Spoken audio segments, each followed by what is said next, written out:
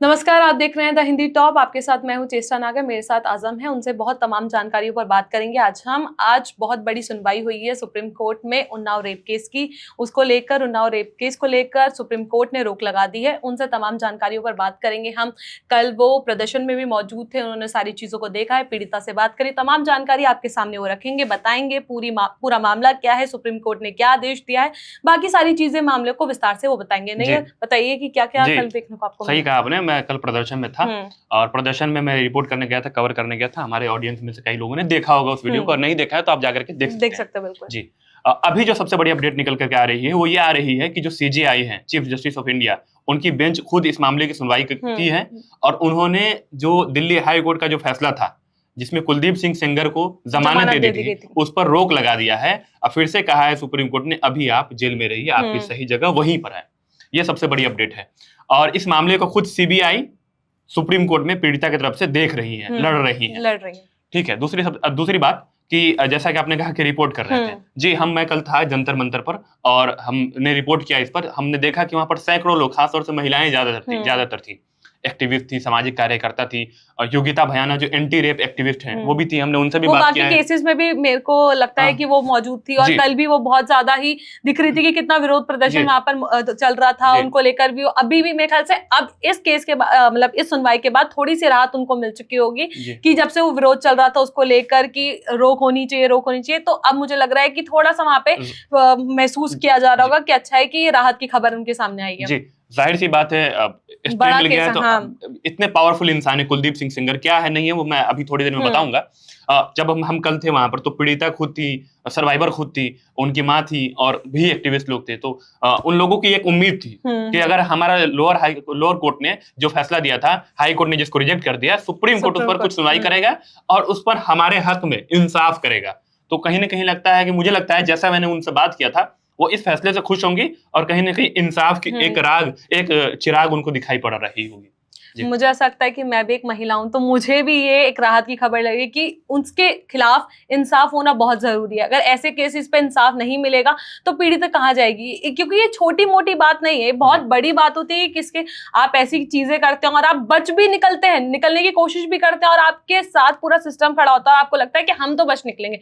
पर इसलिए अगर सुप्रीम कोर्ट की आज सुनवाई की बात करें तो बहुत अहम मानी जा रही है। बाकी अगर हम कुलदीप सिंह सेंगर की बात करें, वो कौन है, हम नेयर से जानेंगे कि कौन है और क्या है उसमें पूरा। जी, जैसा कि आपने कहा कि एक महिला होने के नाते मैं सुरक्षित महसूस कर रही हूँ। जाहिर सी बात करनी भी चाहिए, लेकिन एक इंसानियत के नाते जाति, धर्म, लिंग सब कुछ को भूल करके इंसान को खड़ा होना चाहिए उनके साथ में, क्योंकि किसी की बहन, किसी के बेटी के साथ कभी भी ऐसा हो सकता है अगर इस पर रोक नहीं लगाई गई तो। और खास तौर पर कुलदीप सिंह सेंगर जैसे मामले में, कुलदीप सिंह सेंगर के बारे में आपने पूछा, कुलदीप सिंह सेंगर का रसूख बहुत बड़ा है।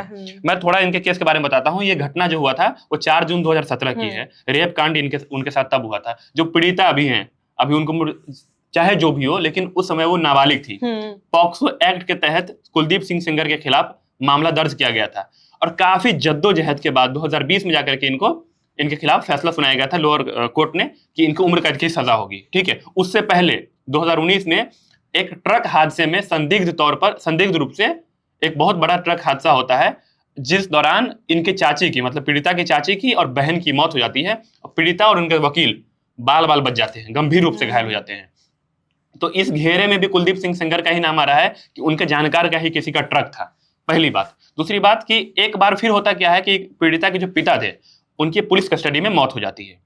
और वहां पर भी पुलिस कस्टडी में मौत होती है कि कैसे होती है, लेकिन मौत बताई जाती है। हाँ, बहुत संदिग्ध होती है। और अभी भी उस केस के मामले में अभी भी कुलदीप सिंह सेंगर जेल में रहेंगे। वो मामला अभी भी कोर्ट में चल रही है। तो इससे सोचिए कितना रसूख वाला इंसान है। उनके गांव के लोग बताते हैं कि उनसे बात करने से, उनके बारे में बात करने से लोग डरते हैं। कुलदीप सिंह सेंगर का अगर पॉलिटिकल बैकग्राउंड देखिएगा तो 2002 से शुरू होता है। पहले वो बसपा ज्वाइन करते हैं, फिर वो सपा में आते हैं, फिर कांग्रेस में आते हैं, फिर लगातार 2 बार से वो बीजेपी में है। उत्तर प्रदेश में एक तरफ योगी आदित्यनाथ मुख्यमंत्री बनते हैं, दूसरी तरफ वो भी विधायक बनते हैं और काफी रसूख रहा है। और सिर्फ वो उतना ही तक नहीं रहा, उनके खानदान ही जो है वो मतलब पॉलिटिकली बैकग्राउंड के रहे हैं, जिसमें कोई गलत बात मुझे नहीं लगता है। लेकिन कांड आप जो कर रहे हैं वो बहुत गलत था, मतलब। तो ये उनका एक बैकग्राउंड रहा है और इस मामले में भी सुप्रीम कोर्ट ने रोक लगा दी है, तो राहत की बात है। हम कोशिश करेंगे कि हम अपने दर्शकों के लिए जो पीड़िता हैं उनका भी कोशिश करेंगे कि उनसे भी बातचीत करके हम वन टू वन बात करके आपके सामने लाएं। वैसे आप हमारी वीडियोस देख सकते हैं, हमने पीड़ितों से बात करने की कोशिश की थी। कल प्रदर्शन हो रहा था, उस दौरान हमारे सहयोगी गए हुए थे, उन्होंने उससे बात करी है। बाकी तमाम जानकारियों के लिए आप हमारे साथ ऐसे ही जुड़े रहे। ऐसी अपडेट्स हम आपको बाकी इस उन्नाव केस पर हम देते रहेंगे। ऐसी और भी वीडियोस के लिए आप हमारे चैनल द हिंदी टॉप को सब्सक्राइब कर ले। इसके अलावा आप हमें एक्स, फेसबुक और इंस्टाग्राम पर भी फॉलो कर सकते हैं।